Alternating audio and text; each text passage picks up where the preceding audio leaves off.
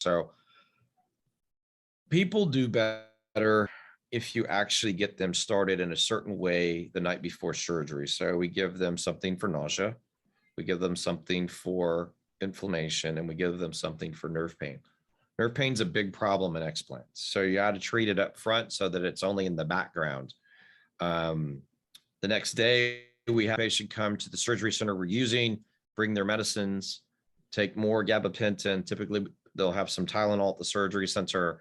We'll do the procedure. Once I've taken out the implants and the implant technique, I'll inject a longer acting local anesthetic called Exparel. And so what this medicine does is it helps blocks the nerve, the soft tissue, and the muscular tissue, as well as the rib surfaces for about 5 days.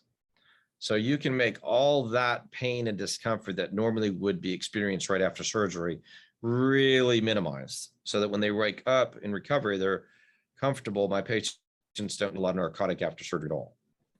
So after surgery, we wrap folks in an ACE wrap. They go home. They're encouraged to walk 1 to 2 miles a day. I ask them to use an app on their phone or their watch or whatever. That's their exercise pattern. Ice packs, 30 minutes on, 30 minutes off, as much as they can for as long as they can the first 2 to 4 weeks. See them at a week. I talk to them the next day by phone. I see them at a week. And those first 2 weeks are the difficult ones, right? There's this kind of relief that this has been done, but it's also very kind of disconcerting because there's going to be a big appearance change. There's a lot of psychosocial issues, and that's what led me to do more lifting and fat transfers. But just in this basic situation, it's getting adjusted to this new physical appearance. And then, we have a small amount of narcotic. We try to get people week over week, doing more activities till they get the 6-week mark. And then I get people doing more, more strenuous activity, more strenuous exercise. And I continue them on supplements, 3 to 6 months out, and their diet 3 to 6 months out at least.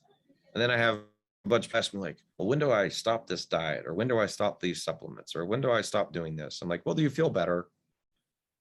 They're like, yeah. I remember it's not all the implants, right? We just implemented all these different changes about sleep and mood and nutrition and supplementation, exercise patterns. So why would you want to stop any of it? Why would you not just call Stephanie and try to figure out how Stephanie can make it better? Because I'm not the end all be all for this, but I certainly programmatically have my window. Sure. I want to go, as we wrap up here, I just have a few more questions.